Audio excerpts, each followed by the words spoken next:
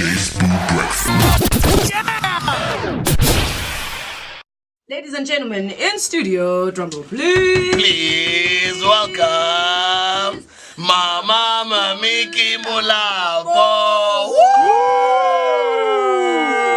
Morning, ma'am. Morning, Good ma'am. morning. Bimalala kaima. Get the one out, guy, in your crazy, beautiful studio with everybody so alive. Wow, Mama Mamikie guys says we've got a beautiful studio. Tell us a bit about your upbringing, Mamikie. Like, where were you born and what was your childhood like? Oh, I was born in Soweto. I was born in Mhlope actually. What? But then grew up in Netherlands, and it wasn't the happiest of childhoods. But at that time, with a birth date and our parents going through a hard time, what would you expect from some of the families? When people don't know how to deal with their issues, it spills on to their family. And that's what happened in my family. But God, being who He is, gracious, did not allow that to bring us down as children, did not allow that to bring my mother down. And so she got us very centered. I am educated today thanks to my mom, because she always said to me, look, I don't have money to leave you. I don't have property to leave you. The best I can give you is education, and you can do for yourself whatever you want. I wanted to talk to you about your management consultant company, because you have a lot of clients: the Department of Water Affairs and Forestry, ESCOM, SAPS, KZN Department of Education. What is it that you do for them exactly? Leadership training. That's the most thing that we do. We do change management. We do teamwork. We do a whole lot of other things, but the most thing, the underlying thing, is leadership management.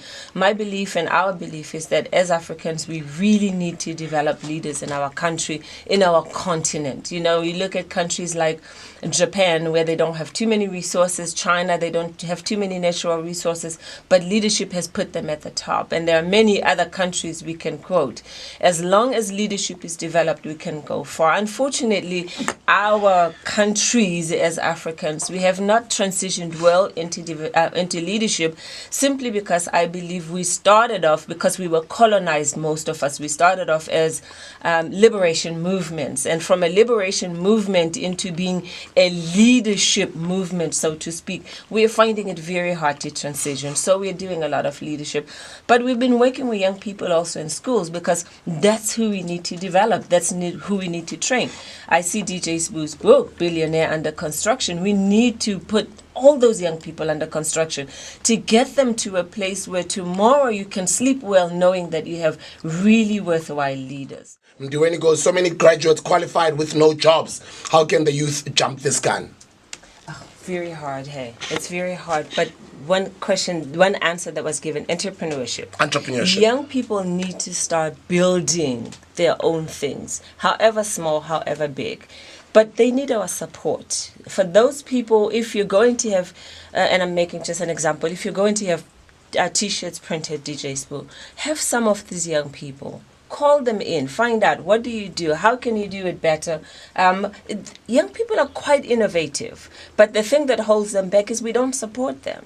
And as the more they see other people making the money and they not making the money, they get discouraged. So it behooves us, as those people already in whatever industries we are in, support them, however little, however big. Let's support our young people to get started. And if they fail, help them to get up again.